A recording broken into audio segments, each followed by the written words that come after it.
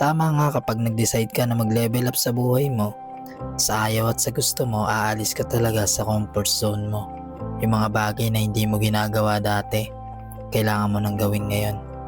When you ask for growth, babatuhin ka ng mga challenges sa life na akala mo hindi mo kaya.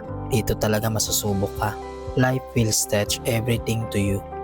Your finances, expenses, lifestyle, mindset mo.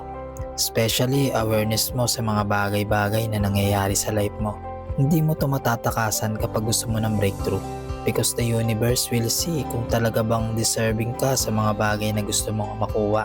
Lahat ay may kapalit. If you ask for success, when you should invest time, effort, passion, and persistence sa ginagawa mo. Kaya kung napanood mo to, accept the challenges na binibigay sa'yo. Embrace it. Naniniwala ako na kapag nalampasan mo yan, worth it lahat ng pagod mo.